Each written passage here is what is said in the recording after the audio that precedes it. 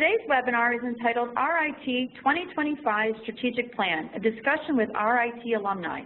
Our presenters today are RIT President Bill Destler and RIT Vice Presidents Kit Mayberry and Lisa Cauda.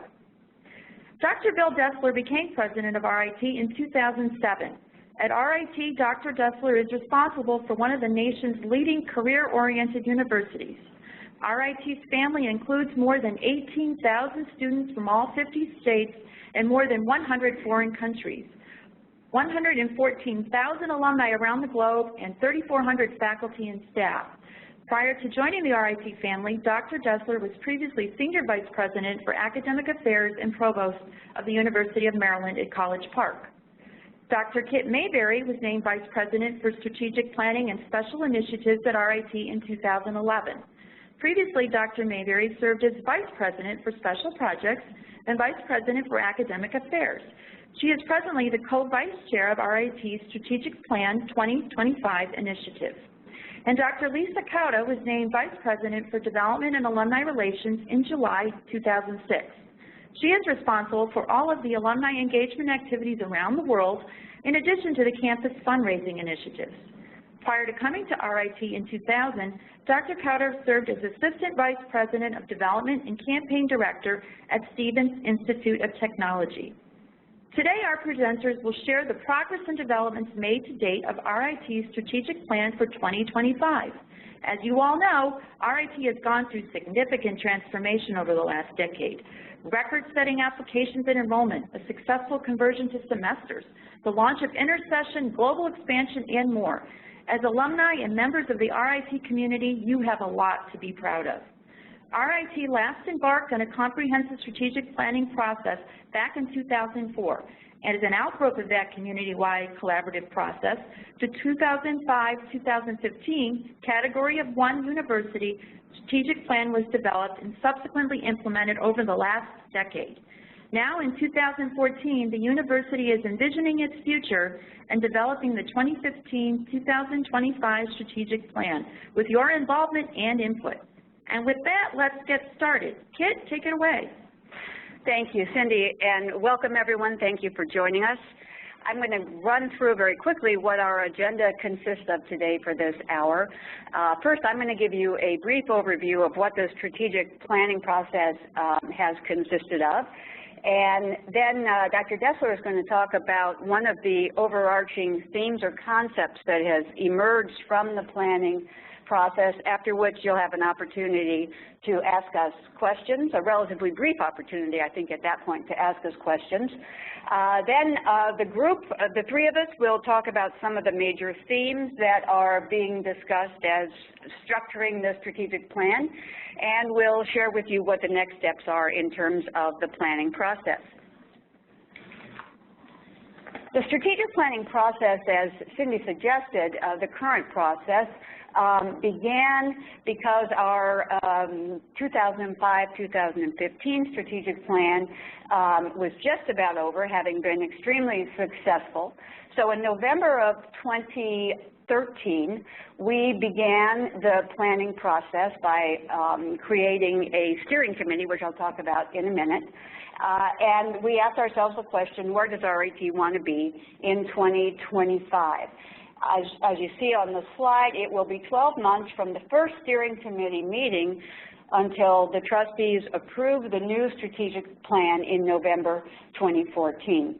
One of the remarkable things about this process has been the level of participation by every conceivable constituency of the university. I certainly have never seen anything like that, and it is this involvement that has identified some of the major themes that we'll be talking about, and we can add to our list of people who have contributed input, all of you today who are out there listening and perhaps going to ask us some questions. This table, this slide, gives you a feel for the range of participation. You see in bold the alumni contributions that have been made. We had a full-day Alumni Association meeting in December, and it really was a great way to kick off the process, keeping in mind what the alumni priorities and interests were. The steering committee, I should say, which is the first bullet there, did have the chair of the Alumni Association Board of Directors, a member of the Alumni Association Board of Directors who attended every meeting. The 7 task forces, also each one included at least one alumni. I believe some of them had 2 or even 3. So it's been, and we had an alumni survey that was administered in the early spring. We had 891 respondents, and we'll make some reference to that as we continue. So it's been a pretty exciting process with lots and lots of voices being heard. As a result of all this, all of these voices being heard, 7 dimensions rose to the top fairly early in the process, dimensions that wouldn't necessarily organize the ultimate plan, but that had to be explored in depth during the process. And you see the 7 dimensions here: student success, research and graduate education, diversity, global engagement, international education, curricular innovation and creativity, organizational agility, and alumni engagement. And Lisa will tell you a little bit more about how alumni engagement came to be a little bit late in the day.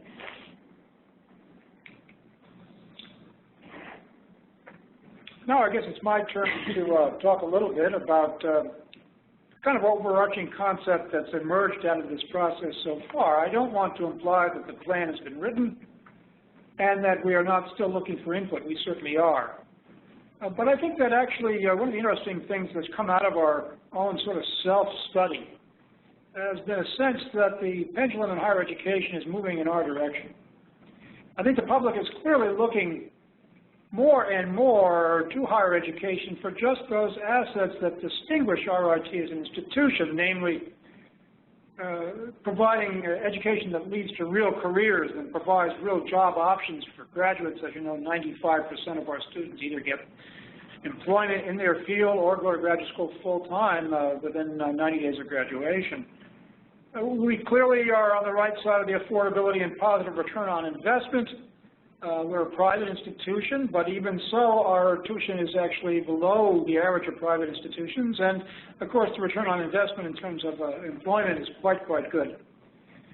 And I think that we actually have some real experience in accommodating increasingly complex diversity in the kinds of student populations we'll address. Of course, our experience with the National Technical Institute for the Deaf is important in that area. But also, increasingly, our student body is increasingly diverse, both in terms of ethnic and racial diversity, gender diversity, and even international diversity.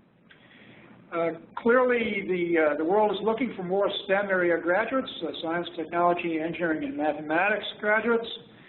But I think increasingly they're looking for those individuals who basically also can work across disciplines and work with other people in the business sector or in the design sector or even in the artistic sector on collaborative projects. And of course, more and more distinguished universities will have to show global reach. We clearly have significant global reach with our overseas campuses, but also we have about 2,000 international students studying here in Rochester each year. And I think they're looking to universities increasingly to basically produce the kind of new knowledge and new ideas that will lead to economic development both in the region and in the nation and the world. And all of those are areas in which RIT has moved into a prominent position over the decades. So I think one of the things we're looking at is the concept that literally RIT by 2025 might take its place among the great world universities. In fact, a university for a new world, or in fact, a new world university. And I think we're going to try to use the strategic planning process to look at our distinctive strengths to meet those very requirements we talked about before. At the same time, we'll be moving forward, of course, adapting our assets to the change that occurs all around us.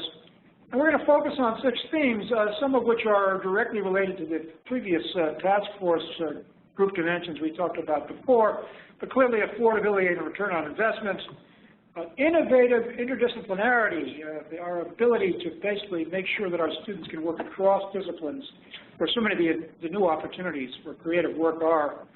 I think we clearly need to be adaptive to the changes in demographics, both in our own student population and the world becoming a smaller place.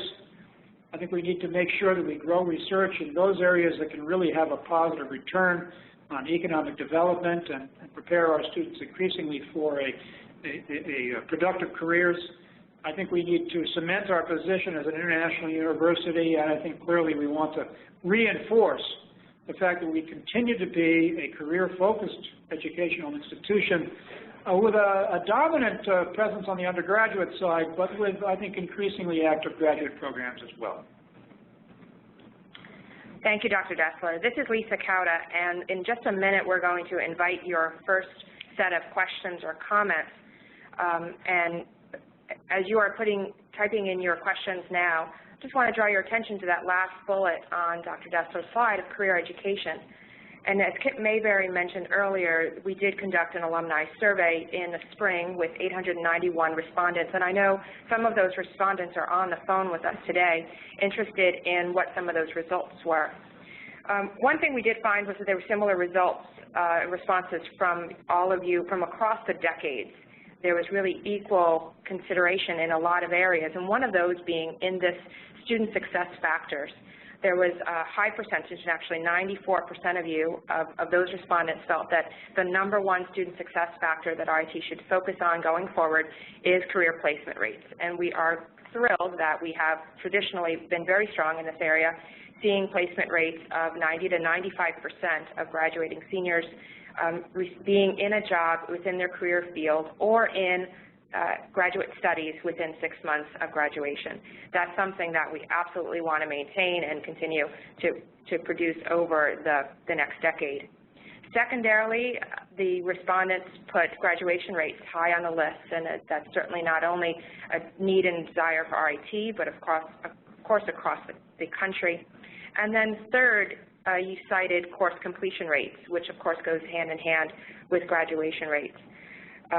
So the focus on career education, of course, is very high here. You can see some of the other activities where we are building some competency. Average salaries, of course, have been high for us, and you've told us that needs to be maintained. We're also seeing increasing numbers of graduates creating startups, as well as those landing in what we call C-level, the corporate executive level at major companies. These are all areas that we're going to continue to focus on going forward, and we thank you for your input in these areas. With that, I'm going to turn to Cindy to see if we have any questions to pose. Yes, Lisa, we have a couple. One alum writes, I've read in RIT materials that we will soon be moved in ranking categories from a regional to a national university. How is the strategic direction you just presented preparing the university to compete at that new level? Well, let me answer that as best I can. The movement to the national university ranking area is actually a direct result of the fact that our graduate programs have grown to the extent to which we now will produce on a regular basis more than 20 PhDs a year. And therefore, what we call our Carnegie classification will change. We don't have any say in this. It's just going to happen to us. So we're preparing for it as best we can. Our best guess is that we'll fare pretty well in that new set of comparable institutions, probably in the top 100, although we're not quite sure, because a certain amount of it is reputationally based. I think one of the things we clearly want to do, however, is to continue to get the word out, to do a better job of marketing what RIT has become, both nationally and internationally. We need to take the cover off the institution and increasingly communicate that RIT has become one of the largest private universities in the country and certainly one of the largest producers of STEM degrees, and I think an important center of creative thought, innovative work, entrepreneurship, and I think really wonderful fine arts work by our fine arts students and faculty. So I think that we're well positioned. I'm not terribly concerned about it, but I do think there is going to be a need for some more robust marketing and outreach efforts to communicate all that RIT has to offer. Thank you, Dr. Destler. We have another question. A couple of alums are writing in talking about affordability. So what is RIT doing to ensure that its graduates are not leaving buried in debt? Well, first of all, we're trying to keep our tuition down. We do have a tuition level, for example, it's about $10,000 below that of our closest competitors for students. For example, RPI, for whom we compete with for a lot of students, is about $10,000 more per year in tuition than we are. And by the way, we now win about half of those battles for prospective students who are interested in both institutions. I think also we need to look at our financial aid posture. We give a lot of financial aid. I think, like many institutions, we can't fully fund the financial aid we need to offer students based on their own defined need from scholarships. So there's a fair amount of loans involved in our financial aid packages. We need to start limiting those to the extent to which we can. And I'm very hopeful that as we continue to raise funds from external sources for the institution, we'll be able to build our endowment and therefore be able to put more funds into student financial aid and reduce the loan burden. All of that said, I would remind people that the value of a college degree has never been higher, and particularly one from RIT. The annual increase in revenue for a college graduate over a high school graduate is now about equal to the average debt that an RIT student graduates with. So in fact, they get a one-year return in annual salary that's basically about equivalent to the average debt with which they graduate. So I think we can overstate this problem, but we clearly need to continue to pay attention to it and to try to increase the amount of our financial aid that's given in scholarships.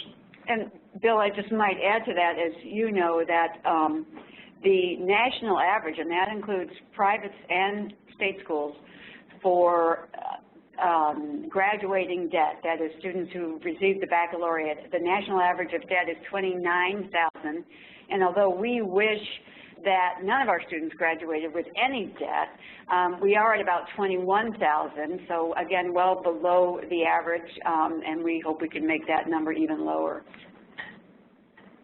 Thank you, Kit. We have a question come in from Corey, who writes, as a graduate of the School of Printing 30 years ago next year, we have seen many consolidation of this school over the years and challenges with enrollment. I'm sure there are other schools in the same situation. What is the long-term plan to continue to support the smaller, more specialized majors in schools? Boy, that's a great question. Of course, RIT for many, many years was distinguished as the finest printing school in the world. Still probably is. We've had to adapt, as has the whole printing industry, to remarkable changes in that industry. The advent of on-site printing capabilities for individuals and companies, the ability of people to do a fair amount of this on their own, but also we're looking at the increasing use of printing on packages and trying to basically diversify our curricula so that our students get the kind of broad range of expertise that will allow them to take positions in a changing marketplace. We are certainly not giving up on these fields. In fact, we are redefining them. We have a whole new program in basically new media, which basically includes printing, of course, but includes all of the other new media sources so that our students can work, I think, across the technological spectrum in an important area where I think RIT has a real chance to continue to be distinguished. One interesting area in which we've become increasingly distinguished is in digital media. And if you look at some of the programs we have here in imaging science and in even film and animation and gaming, where digital media is becoming more and more important, I think we have a real chance to distinguish ourselves, to move that tradition in printing to new dynamic areas where there will be increasingly opportunities for our graduates. Along those same lines, Krista writes in that since polymers and plastics make a huge impact in both medical and industrial settings, how is RIT boosting its capabilities in these areas? Another very good question, and a very specific one. Interestingly enough, when I first came to RIT in 2007, we did not have a chemical engineering program.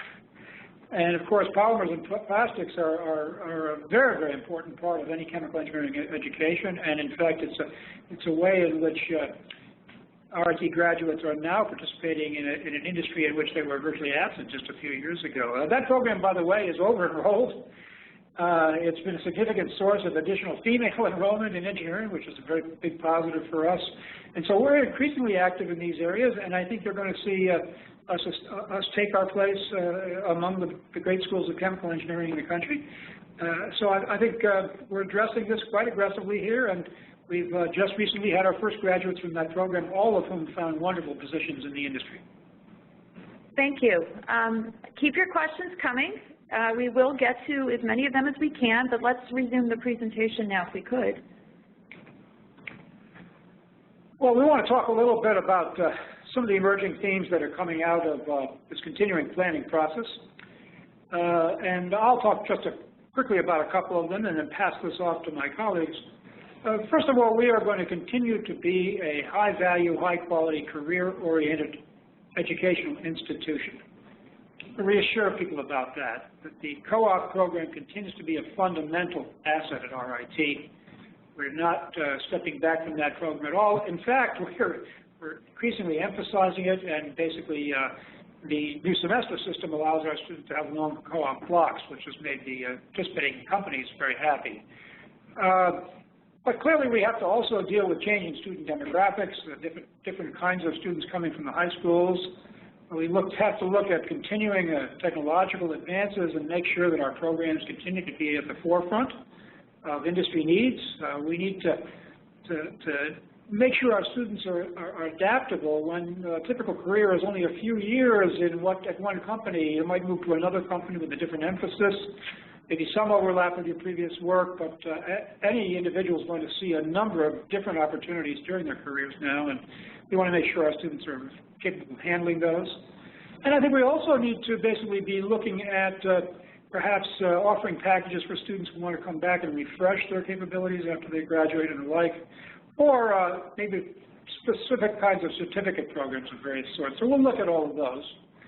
In terms of contributions to knowledge in science, technology, and the arts, I think we have no intention of becoming so dominated by research that we forget our classic emphasis on undergraduates and their success.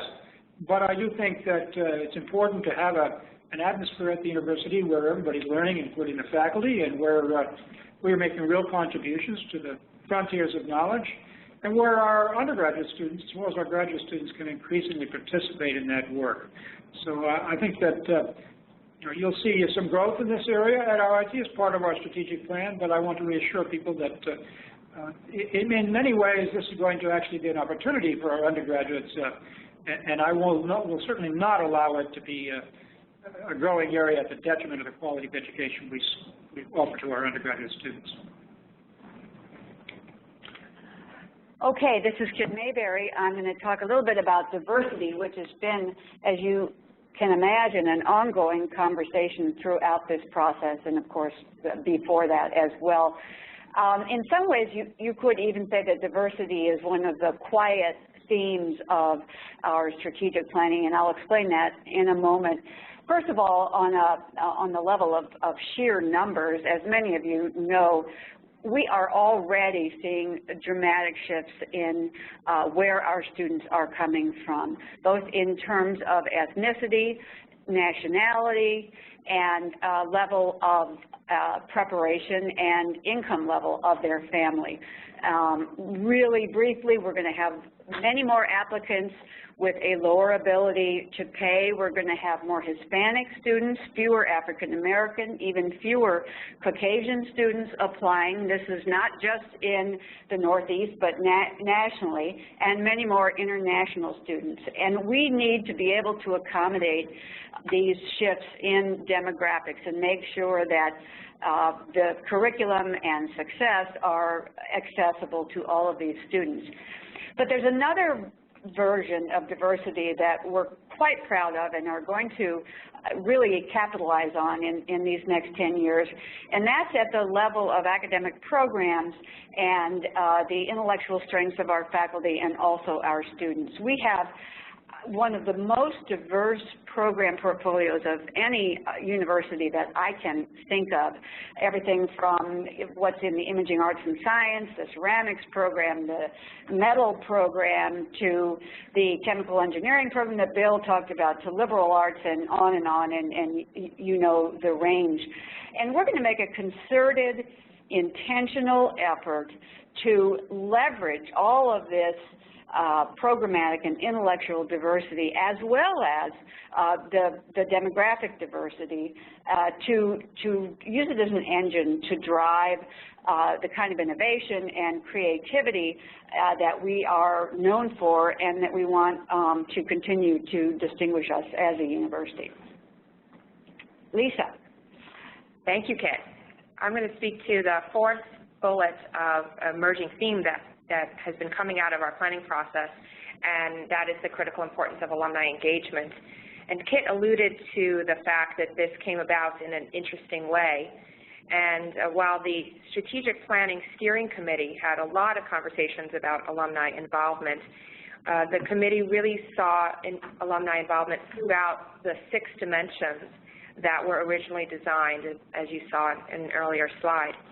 And then with the help and advocacy of members of the President's Roundtable, his advisory board, members of the Board of Trustees, members of the Alumni Association Board of Directors, we heard much more directly from our alumni that there was a desire to have a more concerted effort and focus on alumni engagement and how alumni can create a greater relationship with their alma mater, and how they can help to drive forward some of these objectives of the strategic plan.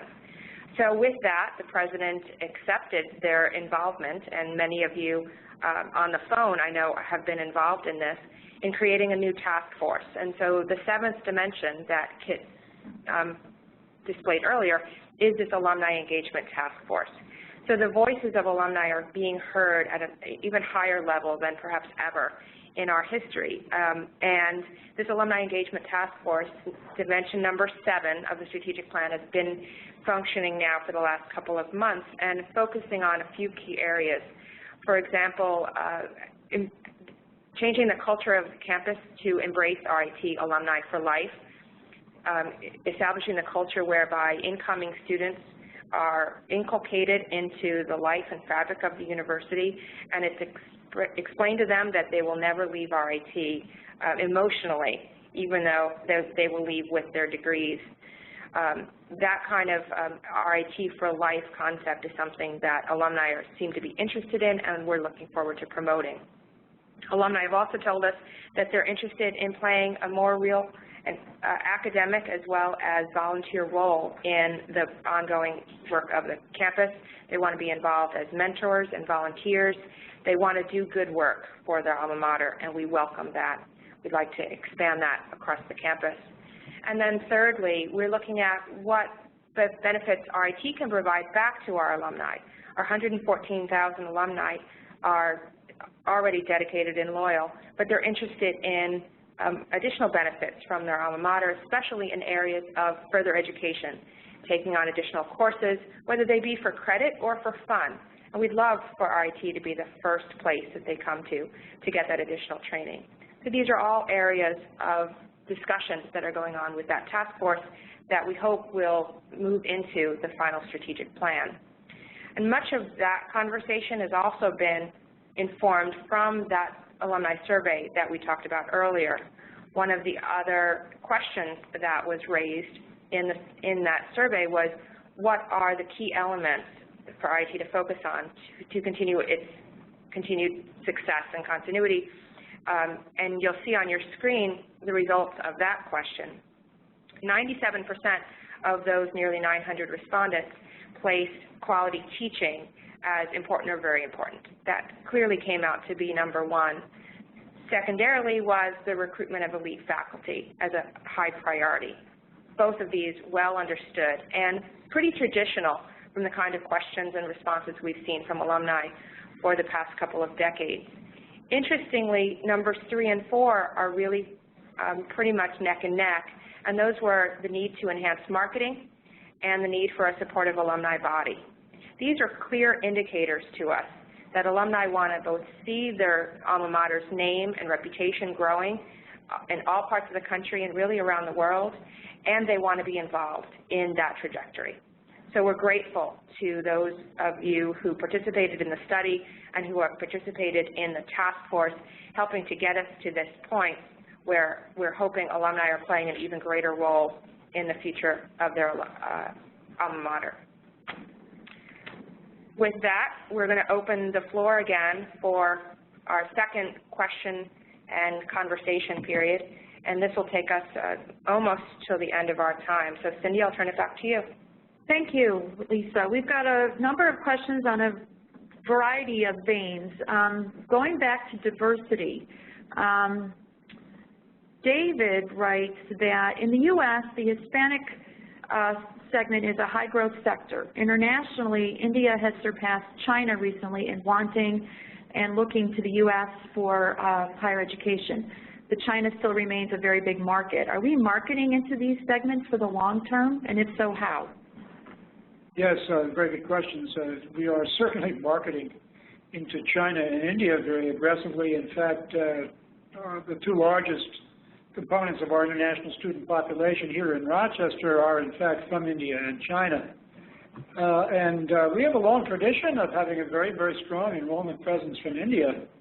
I think that's partly by sort of word of mouth.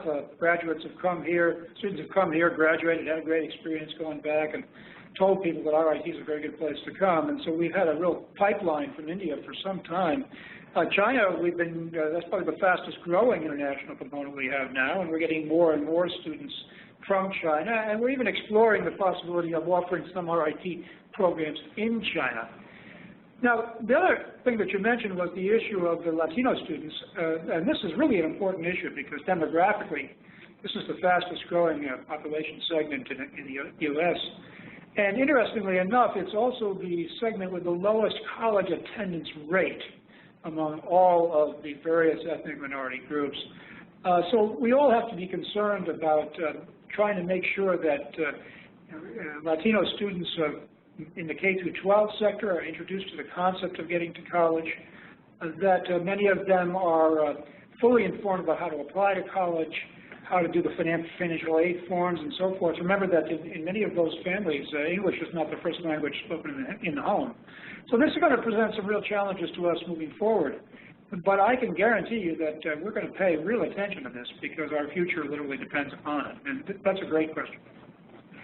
Keeping with the diversity theme, Christine has asked, how does RIT balance diversifying the incoming freshman class with ensuring the most qualified freshmen are accepted and receive aid?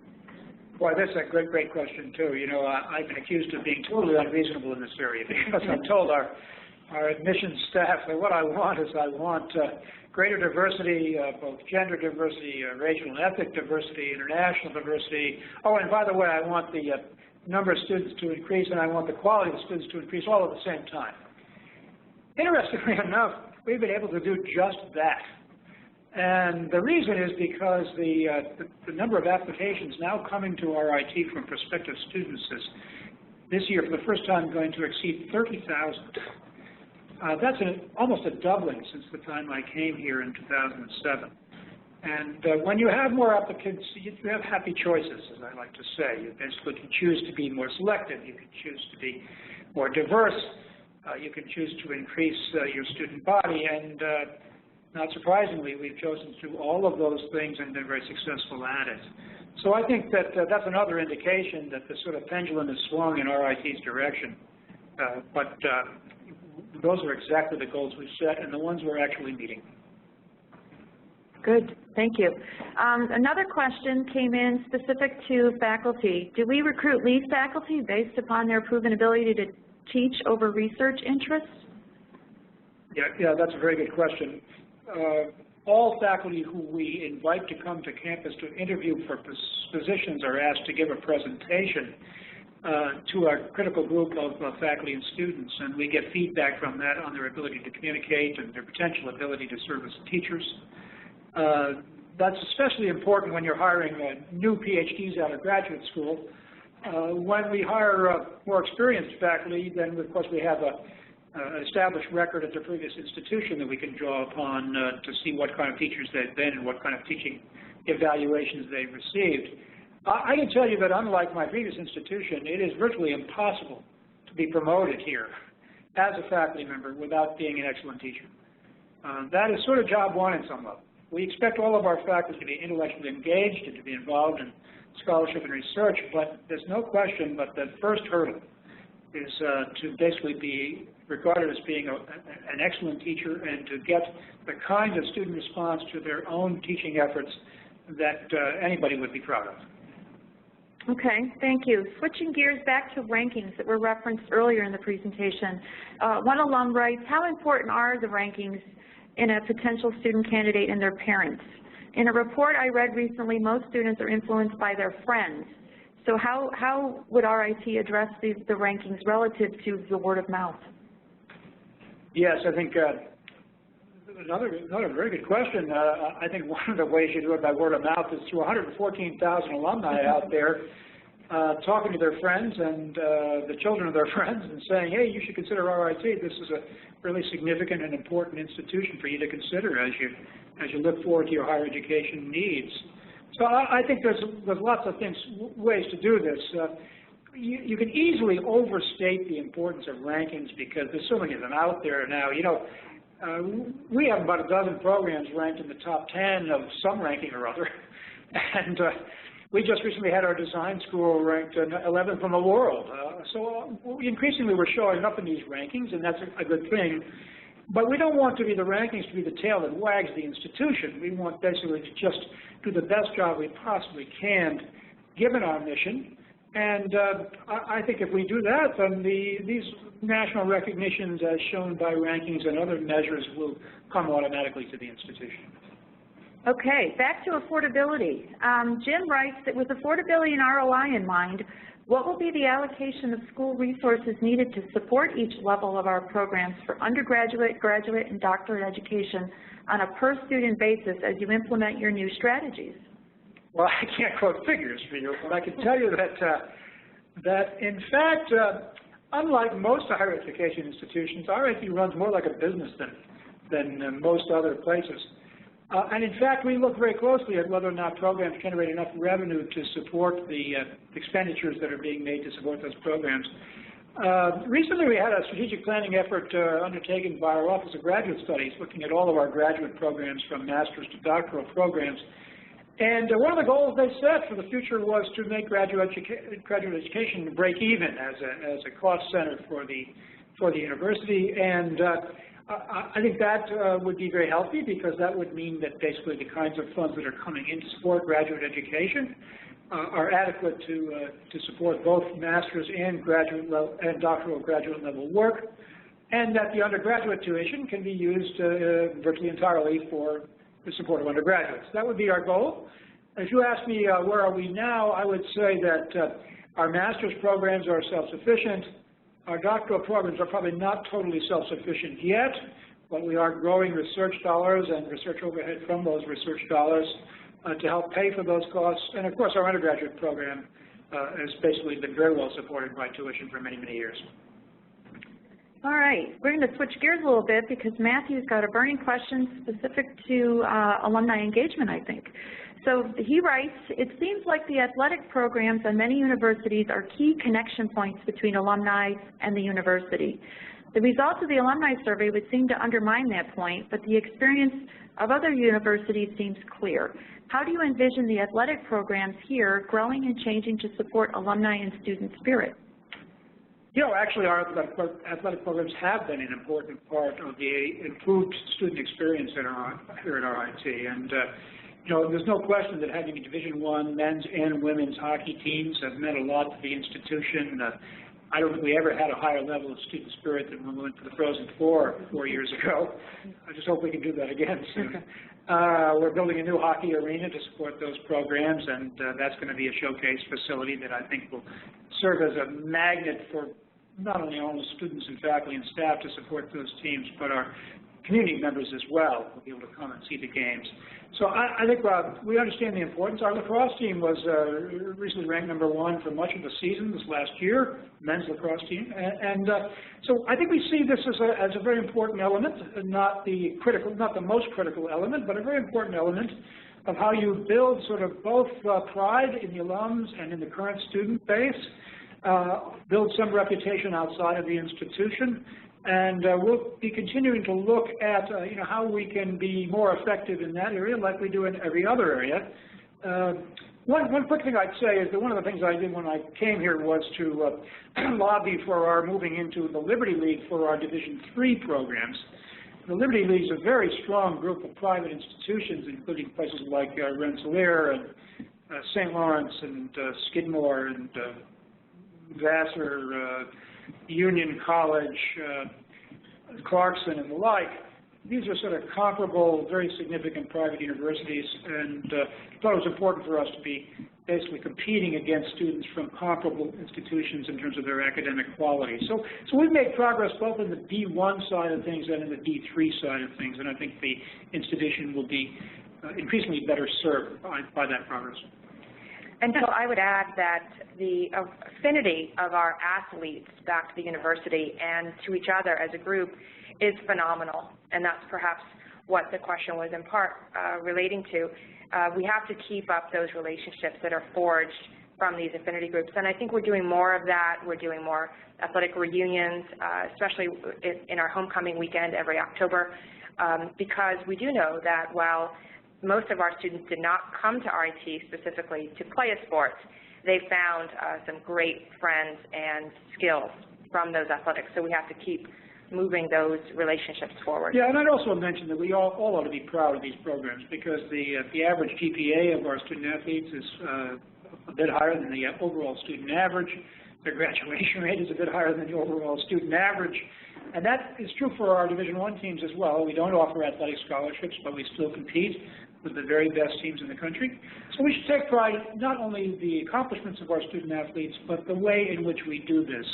I think there's no sort of skeleton in the closet anywhere around RIT, around athletics. And that can't be said by a lot of the big athletic powerhouses in collegiate athletics. You know, here's an interesting question from Matthew. Are there any goals from the 2005-2015 plan that remain largely unfilled? Yes. Probably the most important one is the goal to increase our gender diversity, that is, to increase the fraction of our undergraduate student body that is female.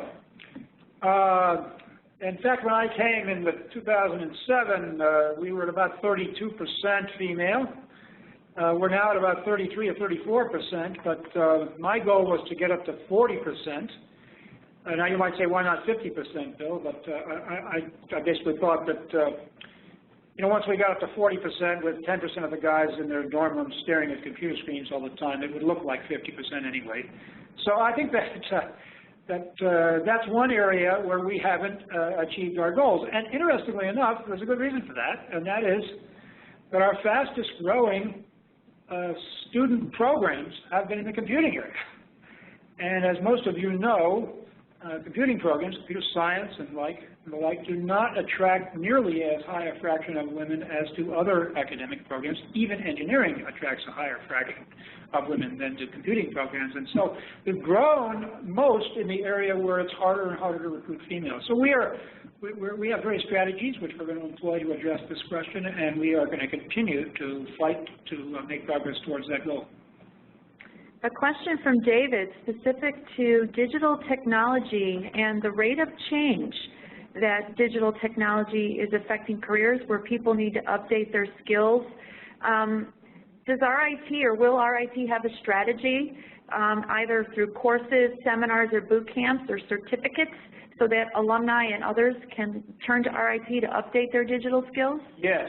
In fact, we'll employ all of those techniques. And in fact, we've established something called the Innovative Learning Institute, which is going to be our online arm, and it will actually offer certificates and sort of refresher courses for students who want to keep up to date in these important areas. There will be some of these programs which will have a combination of online elements and on-campus elements where that's important. So yes, this is, we think, a real opportunity for the future, and I think an area where RIT can play a very significant role. Good. I got a question from Sharon, and bear with me because I'm trying. We've got a lot of questions coming in, and I'm trying to find it. There it is. Sharon asked, can RIT effectively compete with other regional or national business schools? And if so, what are we doing to position it uniquely and to market it in that category? Yeah, very good question. In fact, I don't think RIT should try to compete with, say, SUNY Buffalo Business School. I think that's a lower tuition offering, and for an undergraduate business degree, it's not clear exactly what the advantage would be. I think the real advantage we have, which we have to play much more effectively, is the chance to have our business students working with our engineers and our designers and our other students on significant entrepreneurial and innovative projects. That's a real chance for us to basically be able to promise business students the kind of experience here that they would not be able to get at other institutions.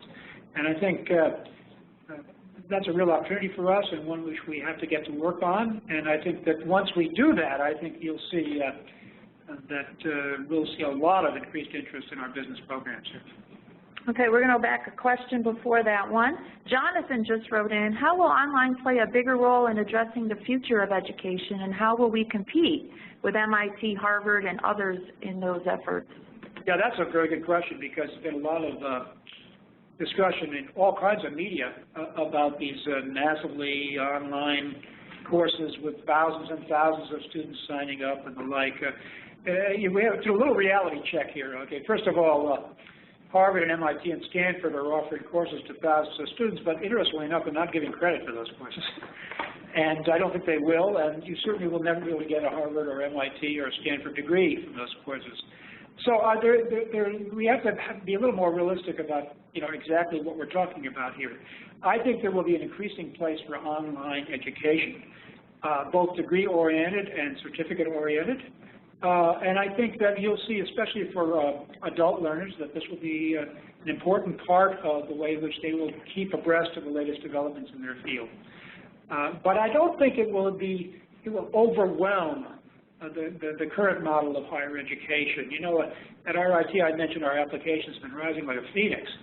And most of those students really want to come here and be part of the excitement that's occurring on this campus. So I think what you'll see is it'll be complementary part of our educational offerings, and RIT, which was an early participator in online educational programs, will grow its online programs, and we will do so especially in areas where we have a kind of unfair advantage. One example I'd like to give is packaging science, where there aren't very many packaging science programs, but this is a huge industry, one of the largest industries that nobody ever talks about.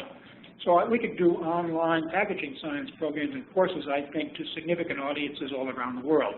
And you'll see us trying to make strategic engagements in this area, in areas where I think we have the ability to compete. Specific to comments made on global reach, the question comes from Michael. It's actually more about local commitment, but is RIT going to expand its 2+2 programs, such as the MCC-RIT partnership, and what's RIT's commitment to the local community, recognizing the need for global reach? Yes, that's a good question. I think RIT, for example, has a very special relationship with the Monroe Community College, which is one of the best community colleges in the country. We actually take about 250 transfers from MCC every year into RIT. I don't know if there's another relationship between a private university and a local public community college that is as strong as the one we have here. And actually, all I'll say is, I'd love to see that program continue to grow. Those students come here able to succeed. MCC works with our faculty to make sure that the courses they take there are the equivalent to the courses we offer here. And we're so pleased with those students and their rate of success here. So I don't think you should worry about that. RIT is a pretty big place. And we're going to take students both from the local area, including from even downtown Rochester, and we're also going to take students from around the world. Thank you. Let's see, I'm going through things here. I'm pleased to see that career orientation remains a priority theme in the new strategic plan. Is experiential education, including co-op, going to remain as important and as robust as it is today? Co-op, robust. Well, as I think I said this before, the co-op program and experiential education has been a hallmark of RIT, and in fact, that's going to continue to be a hallmark of RIT moving forward. One of the things you may have noticed is that some of the most traditional co-op schools like Northeastern have actually moved away from mandatory co-op requirements in many of their programs. We have no intention of doing that. We will have some programs, for example, in the fine arts, where we don't require co-ops because that doesn't make as much sense as it does in mechanical engineering. But I think that this is a very, very important part of the RIT DNA, and it will continue, and it's one of the things that feeds our extraordinary employment rate. And if I could add just the Strategic Planning Task Force on Student Success put among their goals that every RIT student would experience some kind of practical off-campus experience, whether a paid co-op or an internship or study abroad or co-op abroad. And I think we are so proud of this program, and we see, especially faculty in the classroom, what the co-op and, in some cases, internship experiences do for our students. They are transformed when they come back to RIT. They seem to have, and I'm sure some of you can identify with this, a renewed sense of the importance of succeeding in the remainder of their education, of why they're being educated in the first place. They are teaching their peers, and we want that to be contagious. We want every student to have an experience that will allow students to return in a very different place from where they graduate, from where they left for co-op. Okay, thanks, Kit. One last question before we wrap up comes from Corey, specific to alumni engagement. He writes, as a former resident advisor, has RIT thought about using the connection with students in res life as a way of engaging future alumni? I, for one, would like to reconnect with more former RAs. Corey, thank you for that question. That's terrific. And I think you've hit on exactly what the Strategic Planning Task Force and Alumni Engagement has been focusing on, that going forward, alumni engagement, even that starts with students, has to be something that's pervasive across the campus. Not just something that the alumni relations team can manage. We need to embark on those relationships that already exist all across the campus, from our friends with student affairs, like in the residence advisor area, to the faculty who get to know students exceedingly well. How can we build on those relationships and maintain them over their lifetime? So you're absolutely right.